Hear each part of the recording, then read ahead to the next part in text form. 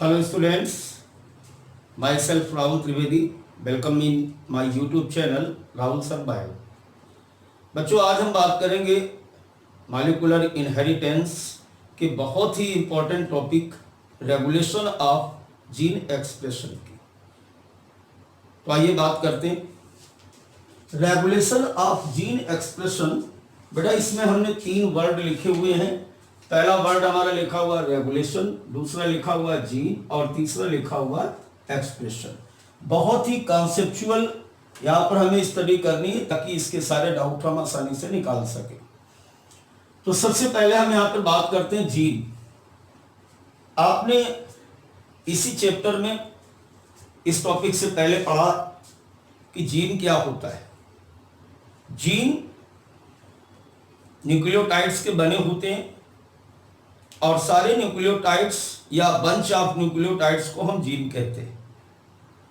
किसी एक लक्षण को डिटरमिनेट करने वाले सिमिलर न्यूक्लियोटाइड्स जब आपस में जुड़ते हैं तो एक जीन बनता है और कई सारे जीन जब आपस में जुड़ते हैं तो डीएनए बनता है। इसका मतलब हुआ कि gene is made up of bunch of nucleotide and part of DNA and determinated hereditary character. Gene क्या है? जीन किसी भी लिविंग्स में पाए जाने वाले सभी प्रकार के कैरेक्टर्स को रेगुलेट करता है, डिटर्मिनेट करता है, रिप्रेजेंट करता है नेक्स्ट जनरेशन में। अब बात ये आती है कि यहां पर जो हम बात करने जा रहे थे कि रेगुलेशन ऑफ जीन एक्सप्रेशन, तो इसमें से जीन के बारे में पता चला basically bunch of nucleotide presence in the DNA determinated hereditary character। दूसरी बात एक्सप्रेशन। एक्सप्रेशन का मतलब होता है किसी को रिप्रेजेंट करना, किसी चीज को प्रकट करना।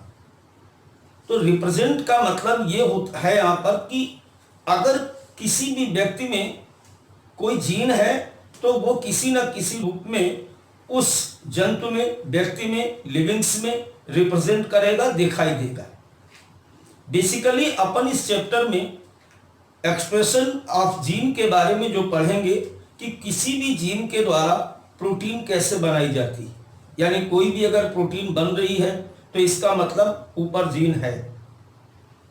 अगर एक्स जीन है तभी एक्स प्रोटीन बन रही है। इस बात को हम कहते हैं एक्सप्रेशन, यानी पॉलीपेप्टाइड का फॉर्मेशन, एक स्पेसिफिक प्रोटीन का फॉर्मेशन ही उस जीन का एक्सप्रेशन या प्रकटन है। अब बात यह आती है कि एक्सप्रेशन का मतलब मैंने क्या बताया कि representation of protein of gene in the formation of polypeptide. यहां पर जीन के बारे में बात हो गई, नंबर 1 बात थी। अब नंबर 2 बात हम करते हैं एक्सप्रेशन ऑफ जीन। तो एक्सप्रेशन ऑफ जीन का मतलब क्या है बेटा कि अगर कोई जीन है तो ही उसमें पॉलीपेप्टाइड्स या कोई भी अमुक प्रकार की प्रोटीन्स बनती है, यानी representation of protein of gene या representation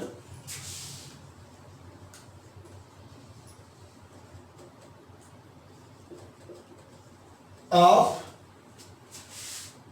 present of an gene. किसी भी जंतु में कोई भी जीन है, ये कैसे पता चलेगा, कैसे एक्सप्रेस होगा? Gene in the formation of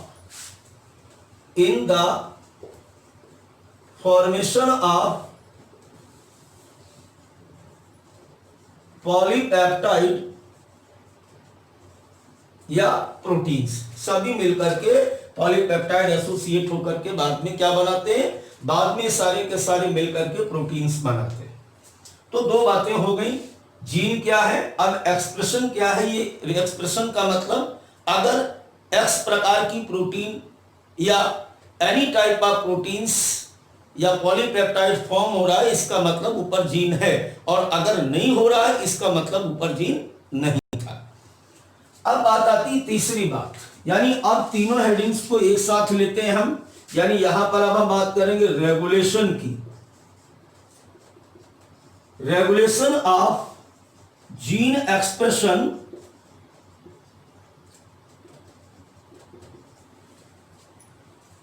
देखिए यहां पर हमें एक बात ध्यान रखनी पड़ेगी कि हमारे पास जो लिविंग्स होते हैं या इस वर्ल्ड में जो लिविंग्स हैं वो दो प्रकार के हैं, एक होते हैं प्रोकैरियोट्स और दूसरे होते हैं यूकैरियोट्स। तो यहां पर ये दोनों बातें भी अलग अलग होंगी, means regulation of gene expression in eukaryotes and regulation of gene expression in prokaryotes. दोनों में अलग अलग प्रकार का रेगुलेशन होता है। Previously we understood, now number 1 regulation in eukaryotes.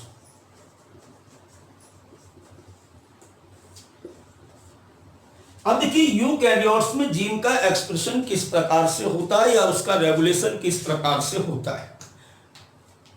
Prokaryotes में यूकैरियोट्स में जो रेगुलेशन है वो वेरियस लेवल पर होता है, और वो वेरियस लेवल क्या होते हैं, नंबर 1, नंबर 2, नंबर 3 और नंबर 4। यहां पर जो जीन एक्सप्रेशन होगा वो 4 लेवल पे होता है। कहां पे, यूकैरियोट्स में। पहला क्या होता है, formation of primary transcript, formation of primary transcript.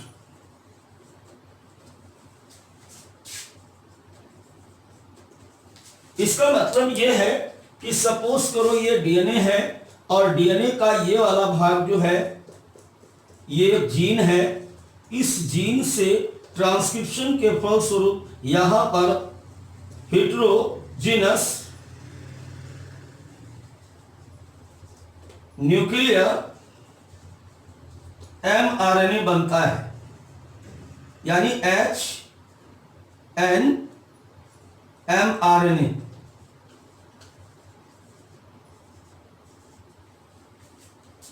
यानी इस जीन की यहां पर mRNA पर स्क्रिप्ट लिखी जाती है, कॉपी की जाती है, मैसेज डिनोट किए जाते हैं पॉलीपेप्टाइड फॉर्मेशन के लिए।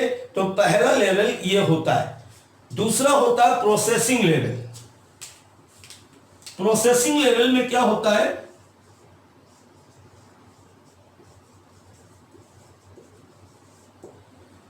अब ये जो mRNA होता है यूकैरियोट्स में, इसमें 2 प्रकार के जीन होते हैं। एक होता है एक्जांस और दूसरे होते हैं इंट्रांस। इसका रीजन क्या होता है, क्योंकि जो यूकैरियोट्स के डीएनए होते हैं इस पर पाए जाने वाले जो जीन्स होते हैं वो इरेगुलर होते हैं। सभी एक साथ ऐसे जीन्स नहीं होते हैं कि वो किसी एक स्ट्रक्चरल जीन्स को बना सकें। तो बीच बीच में कुछ अनवांटेड पार्ट, ये अनवांटेड किसके लिए है, ये प्रोटीन सिंथेसिस में पार्टिसिपेट नहीं करते। तो प्रोसेसिंग लेवल का मतलब होता है कि इनसे हम क्या करें, इंट्रांस को बाहर निकालते हैं, यानी इसे हम कहते हैं regulation of splicing. Regulation of splicing. अब इससे इस स्प्लिसिंग के दौरान हम इंट्रांस को रिमूव कर देते हैं, केवल हमारे पास एक्जांस यानी वो जीन्स बचते हैं जो पॉलीपेप्टाइड फॉर्मेशन में पार्टिसिपेट करते हैं। अब तीसरा होता है transport of mRNA, transport of mRNA from nucleus to cytoplasm. अब ये बनने के बाद mRNA न्यूक्लियस से निकल करके कोशिका द्रव्य में आता है।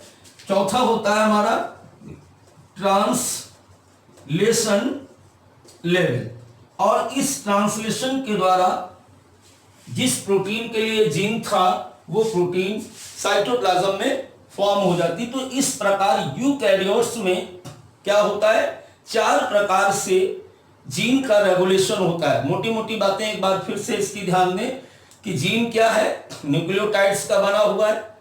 जीन डिटरमिनेट करता है कि कौन सी प्रोटीन बनेगी। जीन डीएनए में पाया जाता है, डीएनए क्रोमोसोम में पाया जाता है, क्रोमोसोम न्यूक्लियस में पाया जाता है, न्यूक्लियस सेल के अंदर होता है। दूसरी बात मैंने बताई थी कि जीन का रेगुलेशन यूकैरियोट्स और प्रोकैरियोट्स में अलग अलग होता है। रेगुलेशन का मतलब या एक्सप्रेशन ऑफ जीन रेगुलेशन का मतलब था कि किस तरह से किसी जीन के द्वारा नेक्स्ट जनरेशन में कौन सी प्रोटीन बनेगी। इसका रेगुलेशन यूकैरियोट्स में वेरियस लेवल पर होता है। पहला फॉर्मेशन ऑफ ट्रांसक्रिप्ट यानी डीएनए से mRNA का बनना।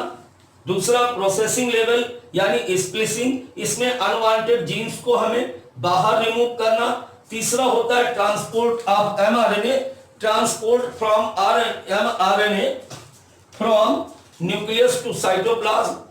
अब चौथा होता है ट्रांसलेशन लेवल, और इस ट्रांसलेशन लेवल के अंतर्गत हम क्या करेंगे, मतलब यहां पर जो ये mRNA आया है इससे प्रोटीन सिंथेसिस कंप्लीट हो जाएगी। बेटा अब हम बात करते हैं regulation of gene expression in prokaryotes. इसे हम ओपेरॉन कॉन्सेप्ट भी कहते हैं, और इसको बहुत ही ध्यान से समझिएगा, क्योंकि ओपेरॉन कॉन्सेप्ट अगर आपको नहीं आएगा तो लैक ओपेरॉन, ट्रिप ओपेरॉन, हिस ओपेरॉन, ये जो बाकी आगे चीजें वो बिल्कुल आपको समझ नहीं आती, क्योंकि आपको ये कॉन्सेप्ट क्लियर नहीं होता है। तो सबसे पहले मैंने जैसे कि बात की is also called the operon concept in prokaryotes पॉलीसिस्टोनिक gene presence. अब ये पॉलीसिस्टोनिक जीन्स क्या होते हैं, देखो जीन 2 प्रकार के, एक मोनोसिस्टोनिक एक पॉलीसिस्टोनिक। मोनोसिस्टोनिक जो जीन होते हैं उसमें एक जीन से पर्टिकुलर एक प्रकार की पॉलीपेप्टाइड चेन बनती है, जबकि जो यहां पर जीन है जिन्हें हम कह रहे हैं पॉलीसिस्टोनिक जीन, इसका मतलब है more than 1 gene form 1 protein. यहां पर पूरा का पूरा एक जीन का बंच है जो एक दूसरे के साथ कोऑर्डिनेट करके एक सिमिलर प्रोटीन बनाता है, और इस प्रकार के जीन जो होते हैं वो प्रोकैरियोट्स में पाए जाते हैं, यूकैरियोट्स में नहीं पाए जाते। दूसरी बात मैंने लिखी ये जो ओपेरॉन कॉन्सेप्ट है इसे जैकब और बोनॉट ने डिस्कवर किया। Regulation of gene by an protein और एसेसरी प्रोटीन, इसमें पूरी घटनाक्रम यानी पूरे जीन का रिप्रेजेंटेशन एक स्पेसिफिक प्रोटीन या बायोकेमिकल्स पर डिपेंड करता है। तो आइए सबसे पहले हम बात करते हैं कि ये ओपेरॉन कॉन्सेप्ट क्या है और किस प्रकार से जीन का रेगुलेशन यहां पर कंप्लीट होता है। देखिए ओपेरॉन जो शब्द का प्रयोग किया गया जैकब और मोनोट के द्वारा, ध्यान दीजिएगा, ओपेरॉन का मतलब होता है कि जीन का एक ऐसा ग्रुप जो आपस में कोऑर्डिनेट होकर के किसी एक कार्य को कंप्लीट करता है।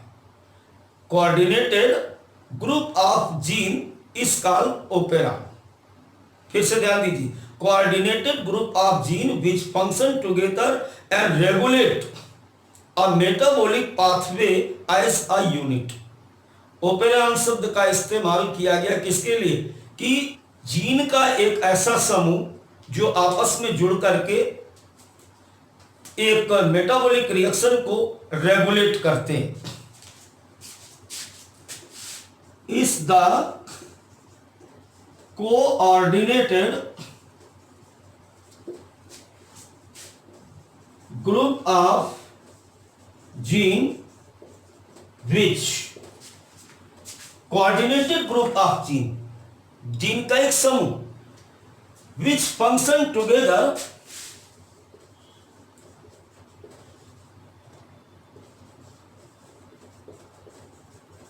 And regulate same metabolic pathway या metabolic pathway regulate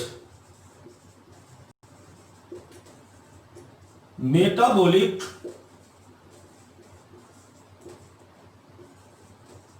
pathway. I think my point is clear now. अब बात यह आती है कि ये जो ग्रुप ऑफ जीन्स हैं जिनकी बात की जा रही थी, coordinated group of gene which function together and regulate metabolic pathway, वो कौन से जीन हैं जो एक साथ आपस में कोऑर्डिनेट होते हैं? तो इसमें बेटा किसी भी ओपेरॉन में एक तो होता है स्ट्रक्चरल जीन, हमेशा ध्यान रखें। दूसरा होता है ऑपरेटर जीन। तीसरा होता है promoter gene. Structural gene, operator gene, promoter gene और एक होता है रेगुलेटर जीन। यानी ओपेरॉन का मतलब है ये चार जीन जो एक साथ कोऑर्डिनेट होकर के क्या करेंगे, किसी मेटाबॉलिक या सेम मेटाबॉलिक पाथवे को रेगुलेट करते हैं। अभी ये कैसे काम करते हैं जरा ध्यान दीजिएगा। लास्ट पॉइंट यहां पर, जैसे हम मान लेते हैं कोई ये डीएनए है, इस डीएनए पर इस प्रकार से ये चारों जीन यहां पर प्रेजेंट है। अब ये चारों जीन जो यहां पर प्रेजेंट है, सबसे पहले यहां पर regulator gene, O for operator gene, P for promoter gene और यहां पर हम ले लेते हैं स्ट्रक्चरल जीन। इस तरीके से यहां पे लिख दिया गया। अब सबसे पहले क्या होता है कि रेगुलेटर जीन के द्वारा कोई एक बायोकेमिकल सीक्रेट किया जाता है या प्रोटीन बनाई जाती है। आई think my point is clear now. Regulator gene form biochemicals और एंड प्रोटीन्स। अब ये जो प्रोटीन्स है, ये प्रोटीन्स या तो पॉजिटिव इफेक्ट दिखाती है या नेगेटिव इफेक्ट दिखाती है। अगर ये पॉजिटिव होती है तो अगर यहां पर ऑपरेटर जीन के द्वारा बनने वाली जो प्रोटीन्स होती है वो अगर पॉजिटिवली होती है तो हम इसको यहां पर बोलते हैं एक्टिवेटर, एक्टिवेटर। और अगर ये नेगेटिव इफेक्ट दिखाती तो इसको हम बोलते हैं इनहिबिटर। अब देखिए यहां पर इसके बाद बात को आगे चले, यहां से निकलने वाली जो प्रोटीन्स बनी है ये चल करके क्या करती, ऑपरेटर जीन के पास पहुंच जाती है। ऑपरेटर जीन के पास अगर ये यहां पर जाएगी, दोनों में से कोई भी एक जाएगी, ये इसे रिसीव करता है। यानी ऑपरेटर जीन रिसीव्ड बायोकेमिकल्स। अब ऑपरेटर जीन इस बायोकेमिकल्स को रिसीव करेगा और पॉजिटिव या नेगेटिव यानी क्या करेगा, या तो नेगेटिव रिस्पॉन्स करेगा या पॉजिटिव रिस्पॉन्स करेगा। अगर पॉजिटिव रिस्पॉन्स करेगा तो ये जो प्रमोटर जीन है जो कि क्या होता है, site attachment site for the RNA polymerase. Promoter बराबर site for attachment of RNA polymerase.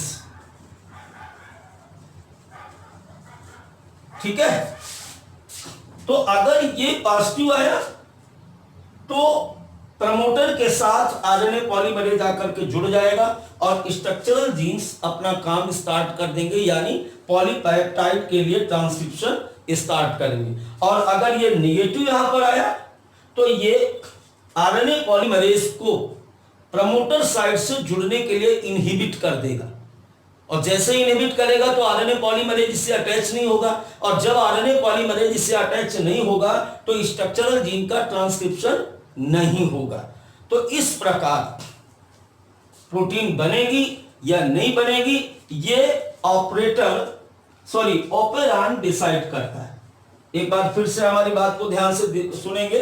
Operon is the coordinated group of gene which function together regulated metabolic pathway या same metabolic pathway।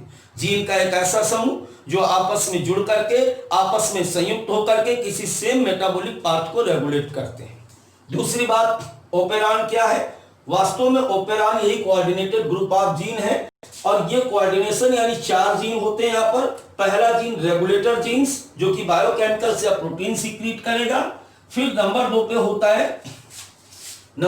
होता है ऑपरेटर जीन। ये क्या करेगा? यहां से निकलने वाली प्रोटीन के प्रति रिस्पॉन्स करता है। अगर ये प्लस है तो ये प्रमोटर के साथ आरएनए पॉलीमरेज को जुड़ने देगा और यदि आरएनए पॉलीमरेज जुड़ेगा तभी प्रोटीन सिंथेसिस होगी, पॉलीपेप्टाइड बनेगा, वरना नहीं बनेगा। अगर ये नेगेटिव तो ये क्या करेगा?